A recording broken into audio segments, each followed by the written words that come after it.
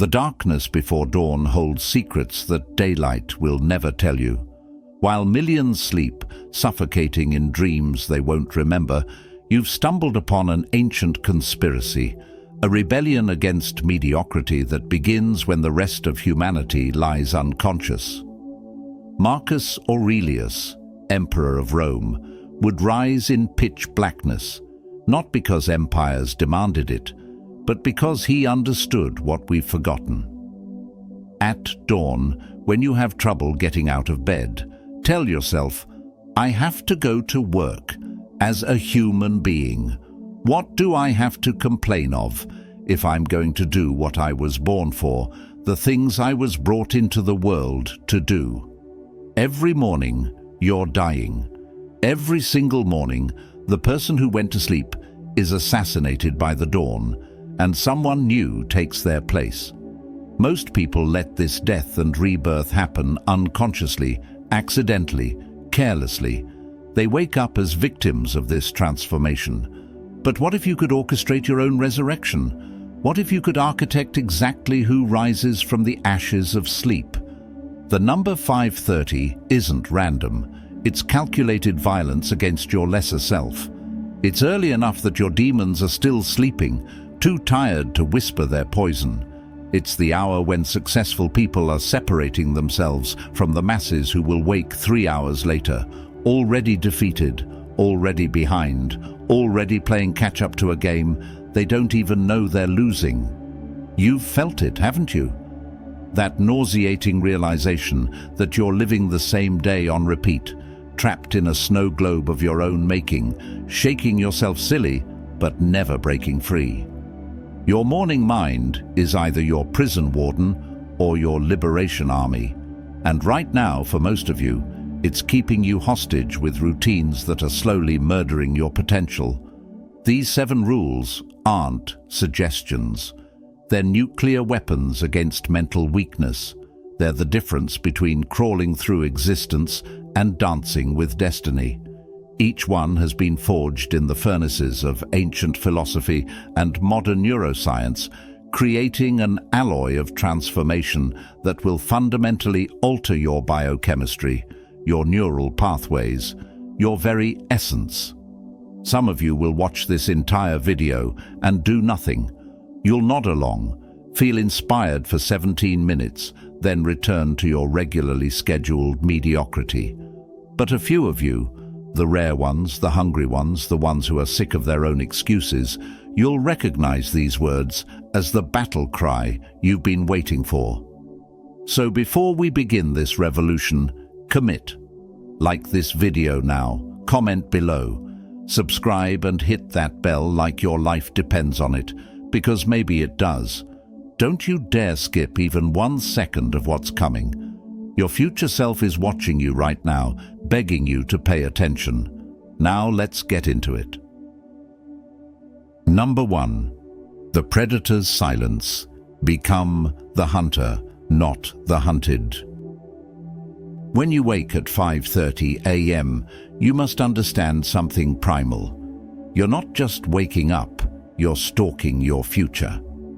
The Stoic philosopher Seneca wrote, "Every new thing excites the mind, but a mind that seeks truth turns from the new and seeks the old." But he wasn't talking about nostalgia, he was talking about hunting wisdom in silence while others chase noise. For the first 20 minutes after waking, you will become linguistically celibate. No words, not even to yourself. No good morning to your reflection. No muttering about the temperature, no internal dialogue about your tasks. Complete, verbal, darkness.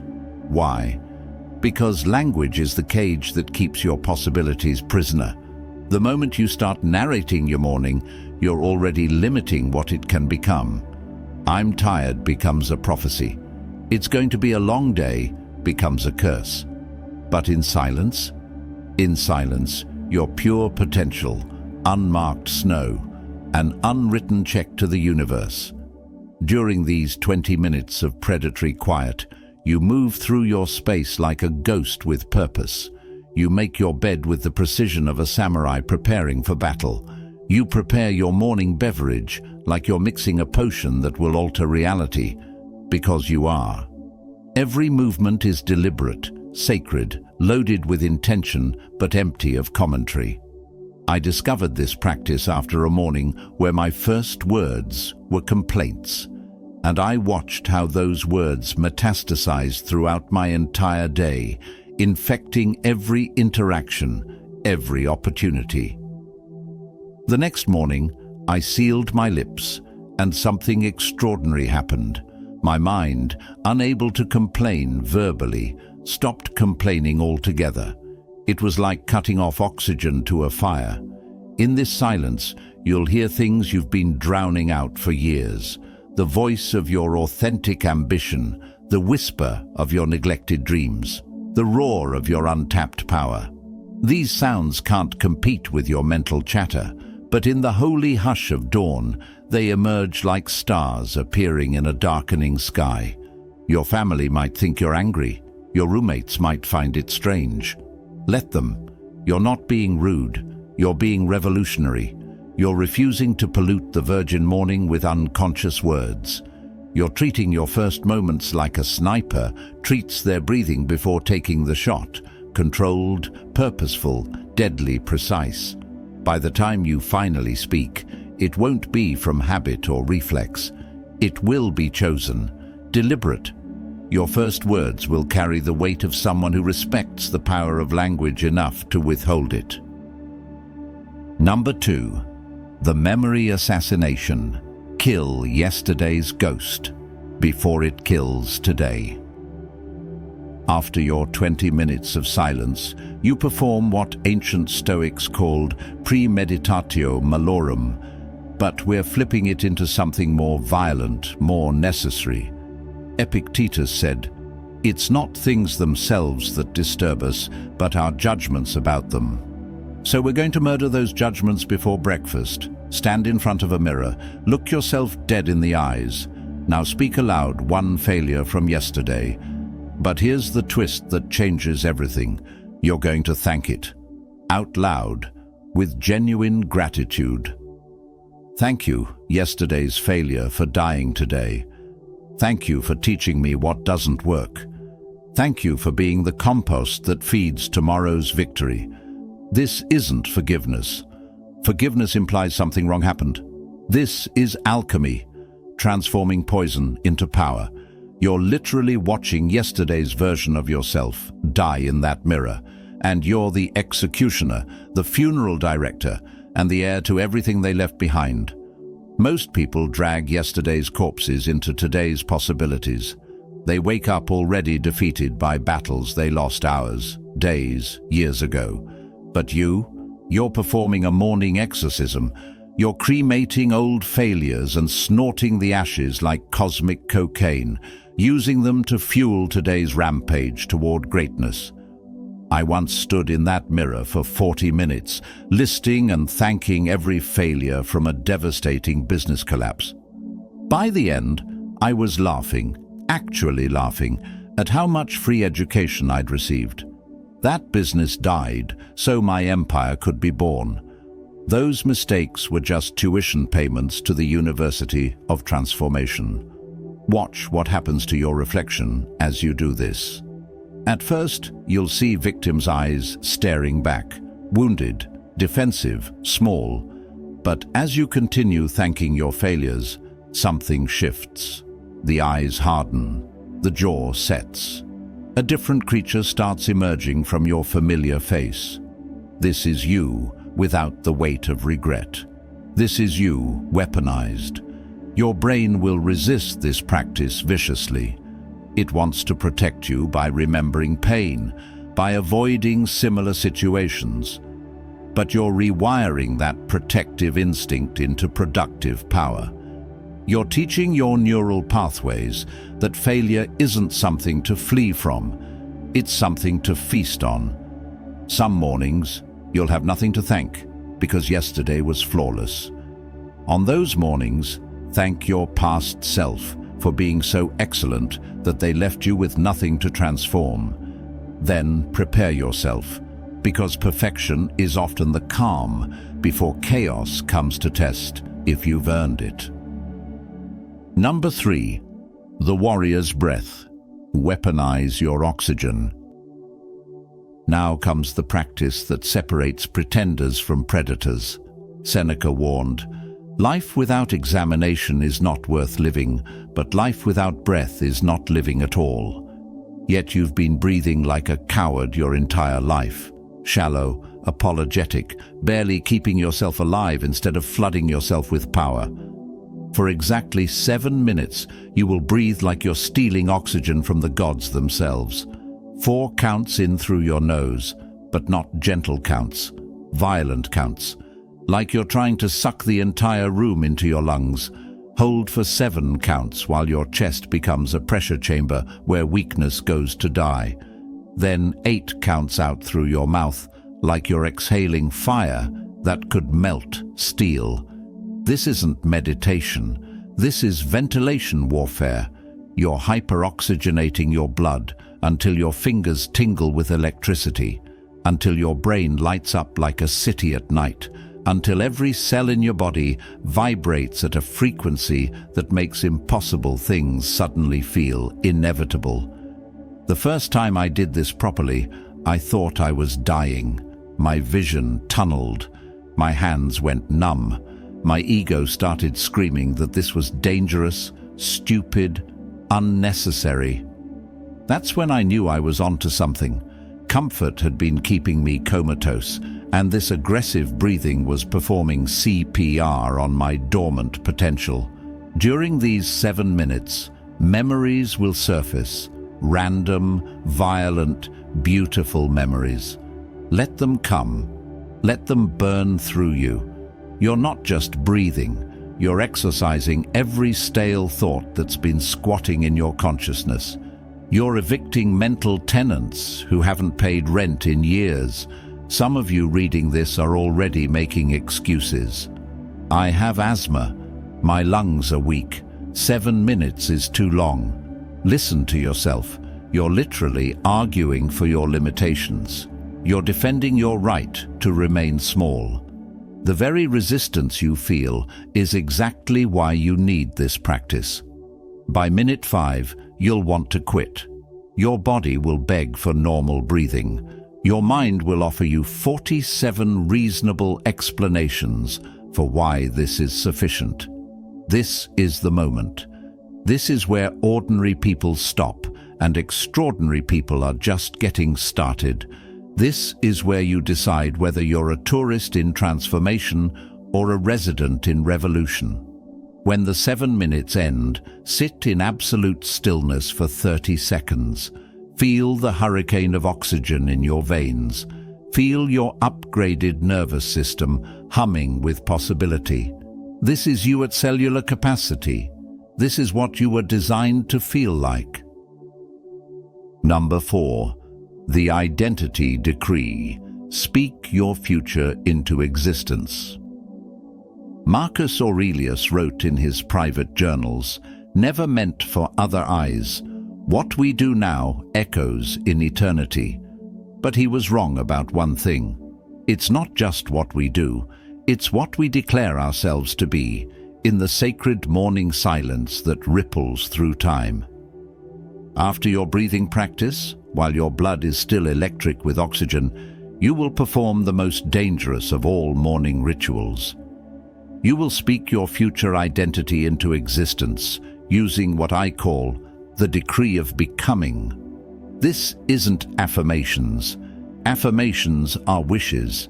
This is a blood oath with reality. Stand up, plant your feet like you're about to fight the universe itself. Raise your right hand to your heart. Now speak these exact words, followed by your own personal declaration. I am no longer asking permission to become extraordinary. I am notifying reality of my arrival. Then, without pause, declare 3 things you are. Not what you want to be, not what you hope to become, but what you are, effective immediately. I am a published author, not I want to be or I will be, I am. I am physically unstoppable. I am financially sovereign. Present tense, non-negotiable, already done. Your logical mind will revolt against this practice. It will scream liar and fraud and delusional. Perfect. That means you're threatening its monopoly on your identity. You're staging a coup against the committee of doubts that's been running your life by democracy when it should have been a dictatorship of determination. The first morning I did this, I declared myself a speaker who changes lives, while standing in a studio apartment with $17 in my bank account and zero speaking experience. My own voice sounded foreign, like someone else was using my mouth to make declarations my history hadn't earned. 6 months later, I was on stage in front of 400 people, and that foreign voice had become my native tongue. Here's what actually happens in your brain during this practice. Your reticular activating system, the bouncer of your consciousness, starts letting in different information. Opportunities that were always there suddenly become visible. People who could help you mysteriously appear. Coincidences start stacking up like dominoes waiting to fall in your favor. But more than neuroscience, something mystical occurs. When you declare yourself with that level of conviction at 5:30 a.m. while the world sleeps, it's like the universe's defensive systems are down. Your declarations slip through reality's firewall and start rewriting code from the inside. You're hacking the matrix while its security guards are on coffee break. Some of you will do this once and give up because you feel silly. Good. Leave. This practice isn't for tourists. This is for pirates who are ready to steal their future from the hands of their past. This is for warriors who understand that identity isn't discovered. It's decided, declared, and then defended against every voice that says otherwise. Number 5. The pain investment. Voluntary suffering for involuntary strength. Epictetus, who was born a slave and died a philosopher king, knew something we've forgotten. Difficulties are things that show a person what they are. But he didn't wait for difficulties to find him. He hunted them every morning like trophies. At exactly 5:50 a.m., 20 minutes into your morning ritual, you will do something that modern comfort-addicted society considers insane. You will seek out deliberate discomfort. Not eventually, not after coffee, now, while your comfort-seeking ego is still weak from sleep. Choose your poison. 60 seconds of cold shower so aggressive it makes your ancestors shiver. 50 burpees performed like your life depends on speed.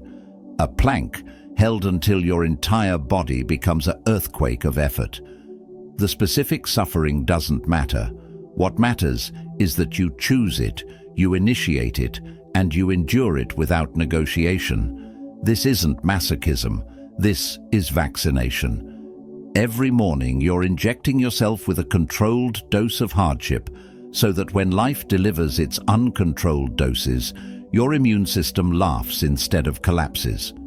You're building calluses on your character before the world tries to give you blisters.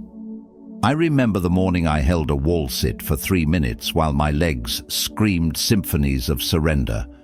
Tears actually formed in my eyes.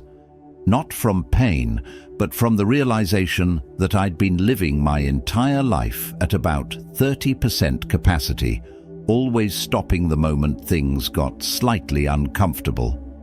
That morning, I met my real self for the first time, the one who lives beyond the border of comfort.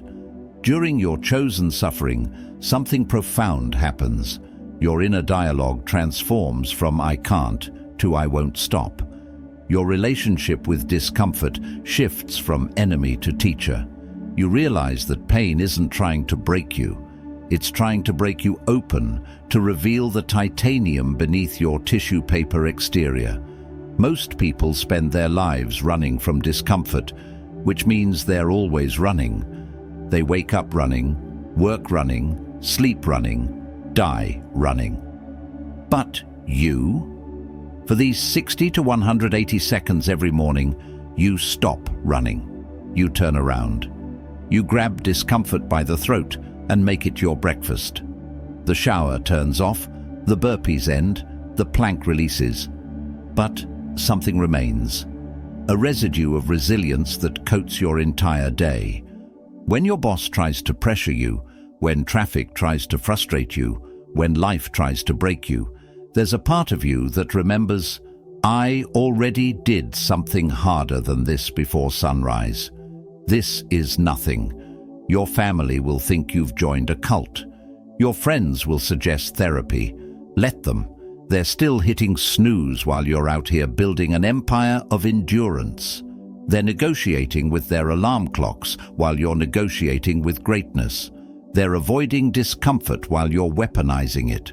By 5:55 a.m., you've already done what 99% of humanity will avoid all day. You've voluntarily suffered, which means involuntary suffering has lost its power over you. Number 6. The future memory. Live tomorrow's victory today. The Stoics had a secret practice they barely wrote about, hidden in Marcus Aurelius's cryptic line, "Confine yourself to the present," but he wasn't telling you to ignore the future. He was teaching you to collapse it into now, to make tomorrow's triumph today's experience. At 6 a.m. sharp, you perform what I call the future memory ritual. Close your eyes and travel forward exactly 1 year. See yourself waking up on this exact date, 12 months from now. But here's the violent twist. You're not imagining success. You're remembering it. You're recalling how it felt when everything changed. Because in this practice, it already has. See your transformed body moving differently through space. Feel your upgraded confidence radiating from your cells. Hear people asking you what happened, how you changed so dramatically. Taste the freedom of being unrecognizable to your former self. This isn't visualization. This is time-traveling testimony. Most visualization fails because people treat it like a Disney movie, all butterflies and rainbows. But real transformation includes scars. So in your future memory, remember the mornings you wanted to quit. Remember the day everything almost fell apart. Remember the night you ugly cried in your car, but kept going anyway. Remember the full price you paid for your transformation. And remember it being worth every penny. I started this practice when I was sleeping on a friend's couch, pretending my life wasn't in ruins. Every morning at 6 a.m., I would remember the year I rebuilt everything. I remembered the book I already wrote, the business I already built, the person I already became. 18 months later, I was living in my memories. The future had simply caught up to what I'd already experienced 300 times. Your brain can't tell the difference between a vividly imagined experience and a real one. So every morning, you're installing tomorrow's operating system into today's hardware. You're creating neural pathways for a reality that hasn't happened yet, building roads for destiny to drive down. During this practice, your present circumstances will scream their limitations. Your bank account will laugh. Your mirror will mock. Your history will present evidence of your inadequacy. This is when you go deeper into the memory, when you remember harder, when you make the future so real that the present becomes the illusion. Some of you will try this once and declare it weird, perfect, stay ordinary.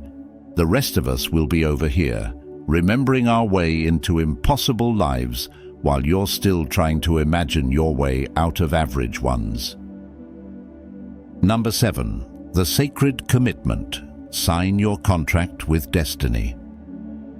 Seneca wrote, "It is not the man who has too little, but the man who craves more, who is poor. But he missed something crucial. Craving without commitment is just sophisticated begging.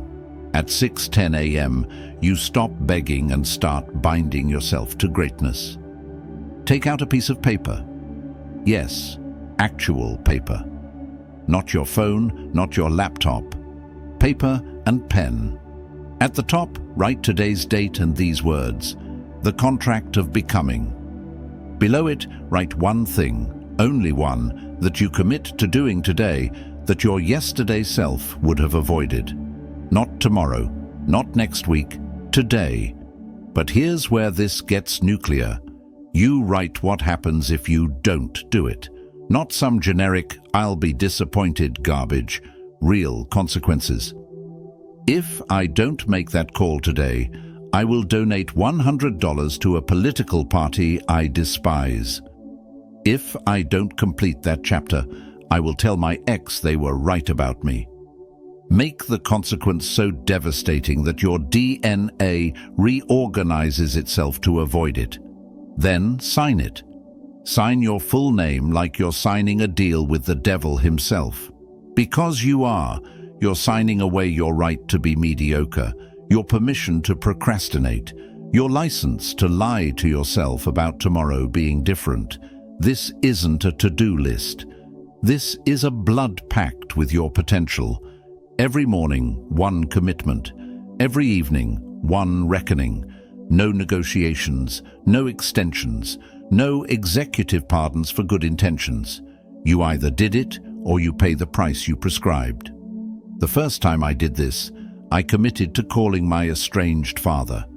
The consequence if I failed, I would burn the last photo I had of us together. My hand shook as I signed that contract. By 2 p.m., I was dialing his number with tears streaming down my face. That contract saved our relationship and possibly my soul. Your commitment doesn't have to be monumental. It could be walk for 10 minutes, or write one paragraph, or say no to one thing. But it has to be specific, it has to be today, and it has to have teeth. The consequence must make your stomach turn slightly when you write it. Keep these contracts. Stack them day after day. After 30 days, you'll have a paper trail of promises kept, a portfolio of proof that you're becoming someone who does what they say. After a year, you'll have 365 pieces of evidence that you're ungovernable by fear, unstoppable by comfort, and undeniable by doubt. Some mornings you'll stare at that blank paper and want to write something easy, something you're already planning to do. That's when you know you need to write something that makes your hands sweat. The commitment that scares you is the one that will save you. By 6:15 a.m., you've signed your daily death warrant for mediocrity. You've put your signature on a document that says today will be different because you will be different, and you've backed it up with consequences that ensure compliance. These 7 rules aren't just morning practices. They're daily resurrection protocols. They're the difference between waking up as yesterday's victim and today's victor. Every morning at 5:30 a.m., while the masses sleep, you're performing surgery on your soul, removing tumors of mediocrity, transplanting organs of excellence. Marcus Aurelius's final words were, "Go to the rising sun, for I am already setting."